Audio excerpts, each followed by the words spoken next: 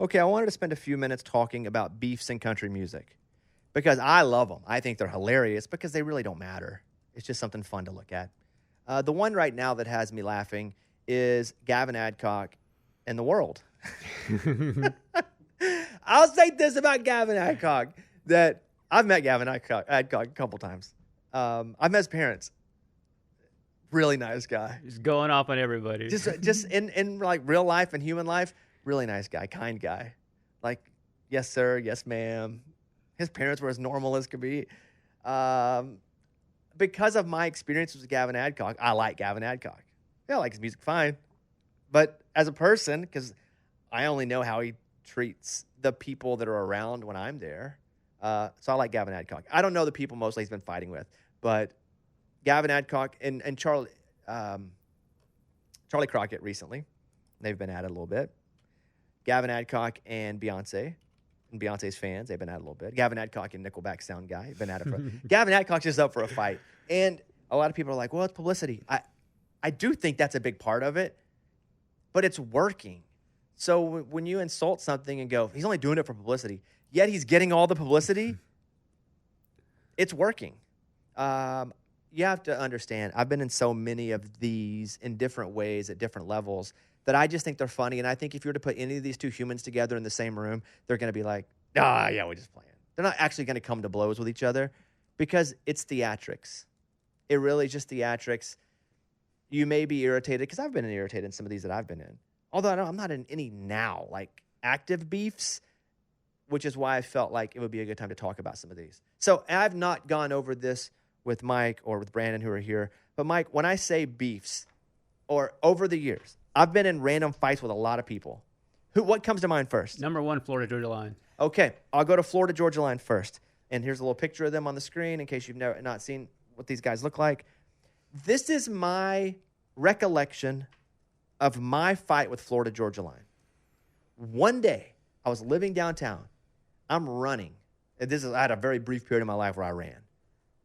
I'm running, and my phone gets like 3 text messages going, Florida-Georgia Line's talking about you on satellite radio. And I thought, oh, that's cool. I'd only been in Nashville 4 or 5 years. And that's a long time, but at this point, I've been here for 12. And I was like, well, that's interesting. I wonder what they're saying. And so I hit one of them back. I was like, what's going on? They said, well, Tyler Hubbard is talking about you and I think saying like you're a liar and that you put the signs up downtown. And I was like, well, that's interesting. Because I did put the signs up. And if we do a quick reversal here, a long time ago when I first started in Nashville, it was going horribly because I was so different than anything else that had existed here in the media space. And then I was put on all these markets all over the country. And so they removed other shows, and it was just a lot of negativity. So it was all negative, and I thought, what can I do strategically to change the negativity? And you can look this up online. I bought these massive billboards in Nashville and didn't tell anybody I was buying them, and the signs just said, "Go away, Bobby Bones." And it worked in that news started to cover it. My company started to cover it. Nobody on the show knew that I bought them. I learned how to create like basically a shell company to buy them so it couldn't be tracked back to me. And what happened with those signs, you had people see the signs and go, one, who is Bobby Bones? Like, that was a big part of it because you see a random sign where no one's taking credit for it, and it says, "Go away, Bobby Bones." You're like, if you didn't know who I was, and a lot of people didn't, it's like, who is Bobby Bones? The other one is a group of people going, why are they being mean to him? And the other one was like, I agree, go away, Bobby Bones. So you had these 3 groups of people, and I never admitted that I put the signs up. Because had I admitted I put the signs up, nobody would have cared. It had been stunt.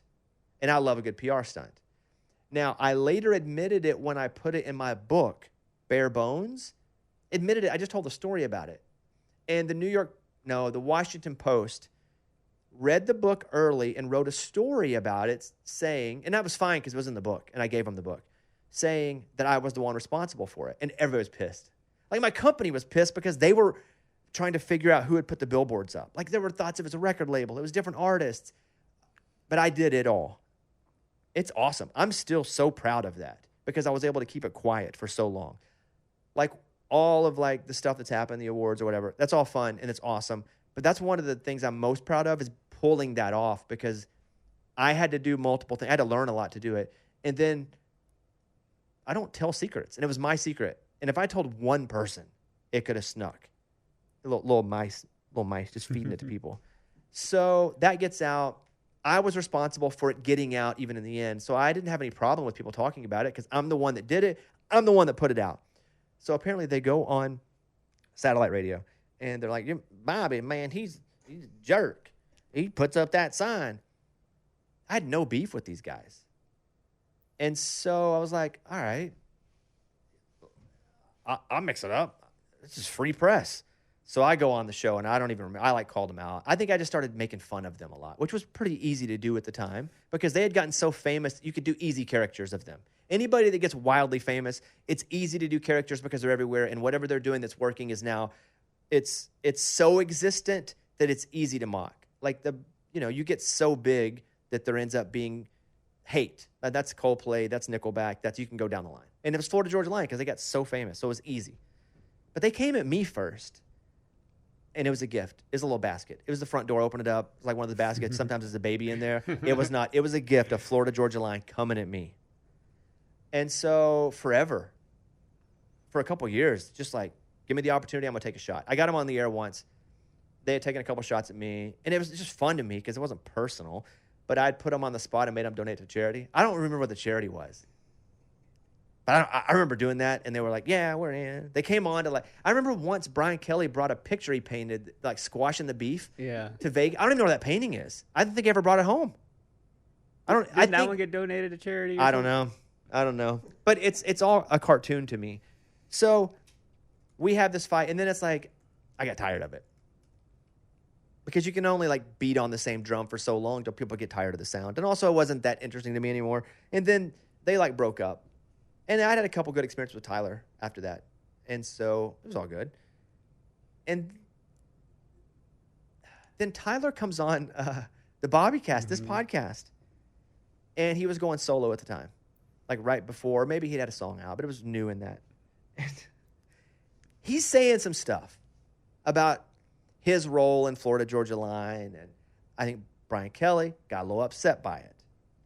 So Brian Kelly, the other guy, the guy that doesn't sing, calls Mike and is like, I want to come on the podcast. Called me from SummerSlam. I remember him calling. I can barely hear him on the phone because he's at SummerSlam in the stadium. Yeah, and it's like people yelling. And he's like, I want to come on and tell my side. And I'm like, well, we're going to leave town. But if you want to come and do this, I will stay in for 6-8 hours extra. We'll do a studio, and then I'll leave. He's like, yeah.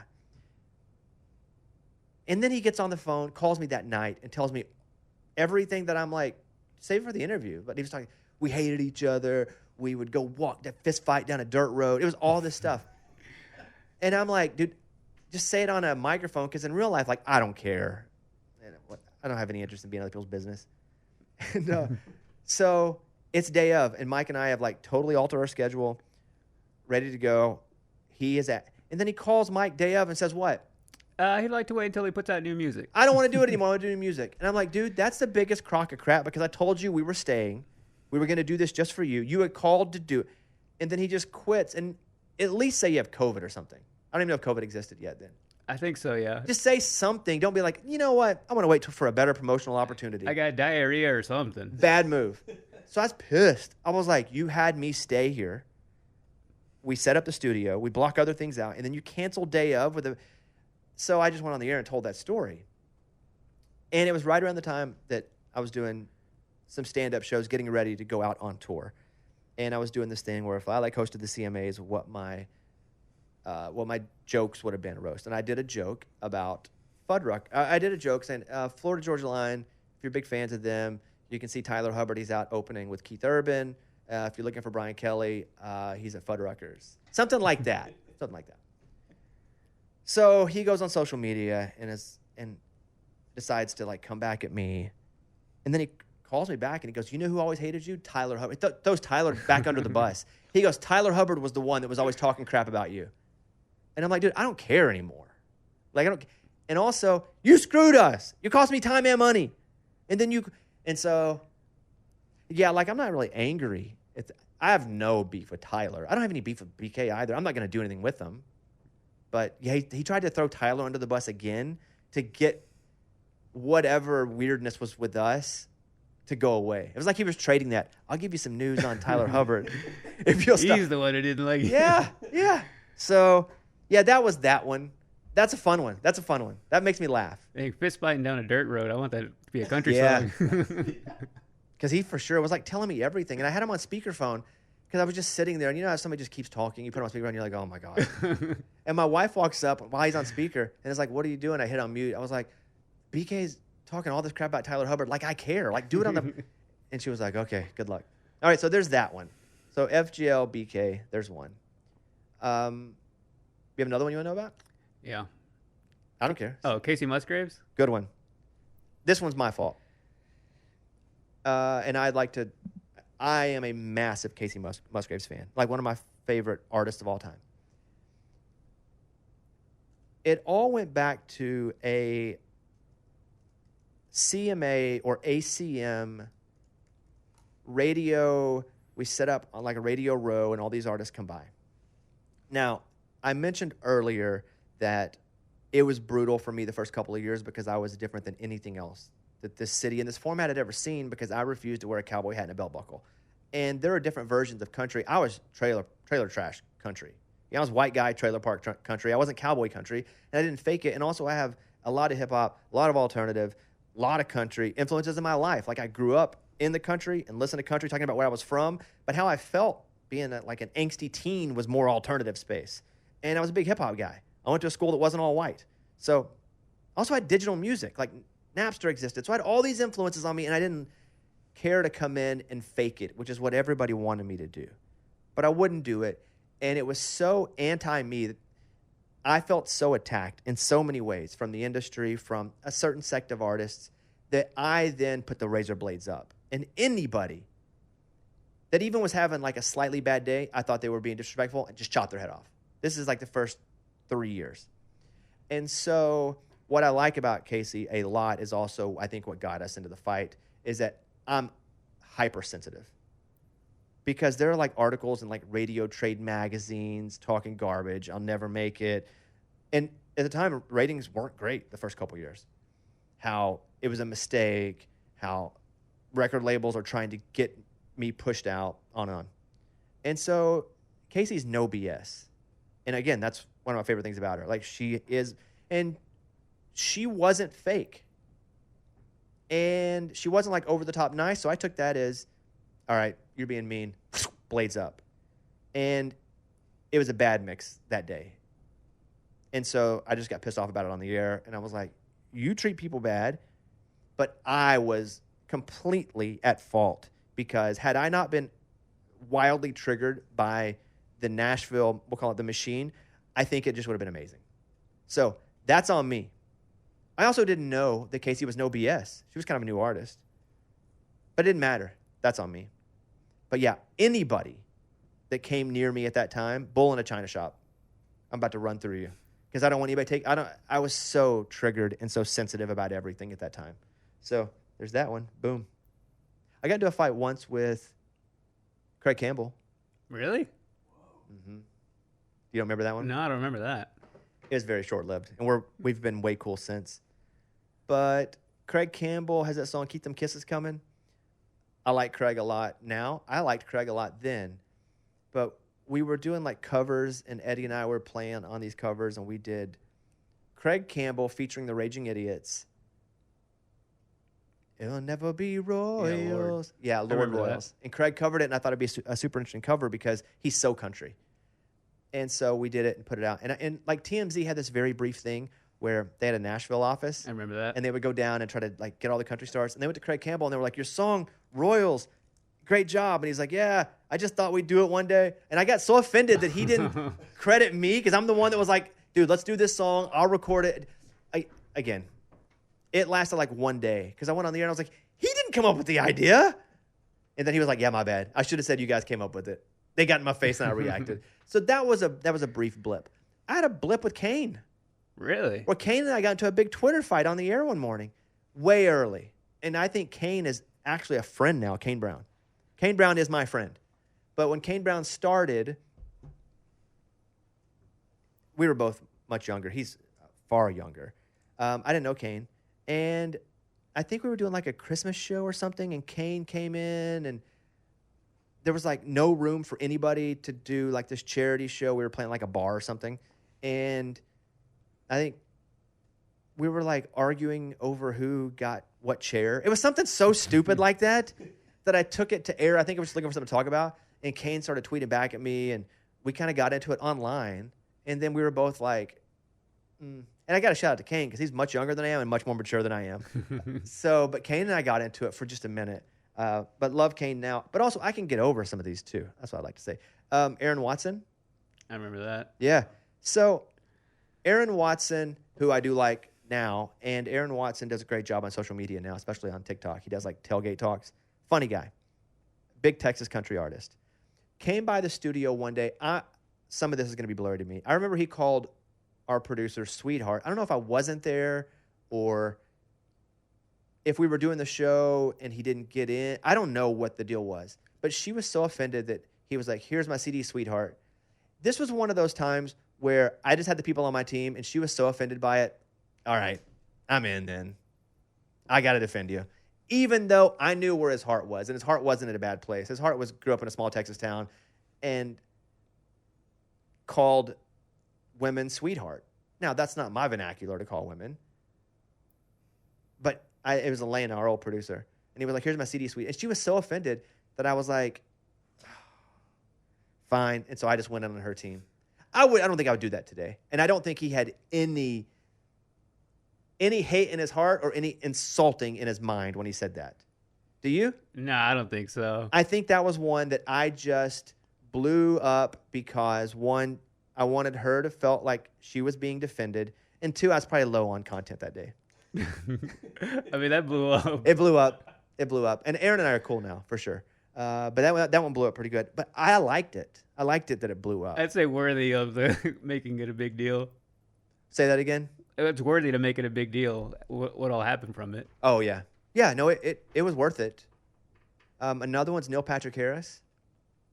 No idea about this one. After I won Dancing with the Stars, he DM'd me like, you suck. You didn't deserve to win. What? Out of nowhere. And I was like, Doogie Howser DM'd you? He did. And so I went on the air with it, and I was like, Neil Patrick Harris is coming at me for winning Dancing with the Stars. Apparently, he was friends with one of the people that was also on the show and was just taking it out on me. And so I replied back, and I was nice. And I was like, are you for real? Is this like a joke? Are you doing a bit? Thank you. Yeah. And it was a back and forth for a second. Then he ended up replying to that little back and forth like 3 weeks later and was like, hey, sorry about that. I was just a little upset that my friend lost. You think it's one of those things where he typed it in his phone, not meaning to send it, and then accidentally hit I don't know. It was send? pretty hardcore when he sent it to me. But I thought it was so funny that Neil Patrick Harris was so affected by Dancing with the Stars. But then I realized that one of the people that he knew was on it. But even then, like, I didn't do anything to win except do what you're supposed to do to win. It wasn't like I manipulated anything. Oh, you cheated. Yeah. So, but yeah, You like broke someone's leg or something. the Neil Patrick Harris one's kind of funny. That's one. A recent one's with Dasha. Oh, yeah. Very BK-like. Very BK-like, where it was an interview set up. She canceled day of, like right before. And we're like, hey, you don't want to do this interview this day. You don't want to do it. You don't want to do it. Yeah. You don't want to do it. The thing is about this one is I have somebody on the inside. I don't want to say who it is. And somebody on the inside hit me up before the cancellation and was like, hey, Dasha's going to cancel, and she's not sick, and she just doesn't want to do it today, but they're going to make a thing. And then Mike hits me up an hour later, hey, Dash is sick. And I was like, I just got a call going she's going to do this and she's not sick. So I don't like it. I didn't like how it made me feel. I think there could have been better ways to do it. What is your? Yeah, that all lines up because we actually moved that one twice. That was the second time we had moved it. Yeah. So it kind of lines up with what I know. And yeah, another like wait till new music type thing. Yeah, and you know what? She doesn't need me. Nobody needs me. I know that. I think it can be advantageous to come on to the radio show or this podcast. I think it can be as advantageous as anything else. But nobody needs me, so I don't have that. So she doesn't need me. I don't need her, and I don't like that relationship. I don't like being lied to. So we're good. But the annoying part for me is they reached out to me about having her on, and even I was like, I don't know about this, and I was like, you know what, it might be good to have her on. Let's see what she says. The second time. Yeah, and it was Yeah. like, okay, like I'll see what happens here, and then for them to back out of that, it's like we didn't even like ask for her to come on. I know. Then I got a call before the back out though was the hard part. Like she's gonna cancel. She's gonna say she's sick. She's not sick. Just so you know, because I know this is the second time you've booked it. And then I thought maybe she won't. Mike, hey man, Dash is out. Oh, is she? Dasha doesn't need me. I don't need Dasha. The world's fine without our union. I think the world is just fine without our union. Another one is Mojo, the radio guy. Oh yeah. This one still pisses me off. Just because it's about St. Jude and cancer kids. Well, I don't know, 3-4 years ago? I don't remember how many years ago. More than that. You think so? I'd say it was pre-COVID. Do you know why he came at me for this? Because I do not. I don't know what the motivation was other than jealousy. I think it came out of nowhere, really. All I know is this dude named Mojo who does radio in Detroit was on saying, I only work with St. Jude so I can get the credit for it. And that's tough to hear because I don't wear that on my sleeve. I'm not the St. Jude guy who goes around talking about it all the time. Whenever it's time to talk about it, because here's the reason. One, I was in the hospital a bunch as a kid. And without the help of freaking Medicaid or government help, is that Medicare or Medicaid? It's Medicaid, right? Medicare, Medicaid. Yeah, whichever one. And then, like, people at church, like, people taking care of me, I wouldn't have been able to be in the hospital and get it paid for and get out. I almost died when I was a kid. So that was it. I know what it's like to be in the hospital and depend on other people, and that's what St. Jude does. 2, I've been there. It's pretty close. And they take kids from all over. And there was already a relationship with country music, and so I kind of jumped in on that and grew it from that. So it was all these things combined. But I'm never the guy who's like, celebrate me because of what I've done with that hospital. And to hear that, because I purposefully don't do that. Also, there are a few organizations we work with, and I really separate them out because if I'm talking about 3 things at once, nobody hears one single thing. You hear nothing. So it's like there are specific times where I'm doing military stuff, where I'm doing St. Jude, where I'm doing animals. Those are like the 3 things that I do the most. And so, yeah, Mojo is like, I remember being shocked by that because there are reasons where I think it's okay for people not to like me because I have bold opinions or I've just created a bold opinion because I need some content for that day.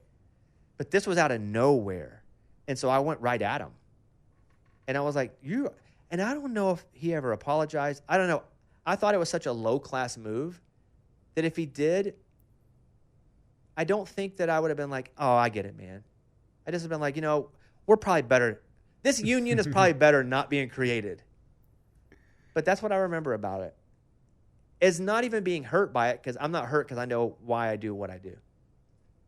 So I'm not hurt by it. But I was like, why would somebody even do that?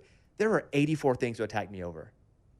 That is not one. It's not like you have it in like your Instagram. I don't have it in bio, anything. You don't have it in anything. You have nothing. You can't even find it unless you go and like Google search it. And that one, that's the only one that I think kind of pissed me off because I did not understand where it was coming from. And it was something that was like such a sensitive thing to like create drama over. I like the people on a show. I know them. They're great. I get no use for him. But I thought that was dirtball. I think that's the most dirtball of all of them. So that being said, as we go back to our original concept here of beefs are funny. I think Gavin Adcock fighting with everybody is hilarious.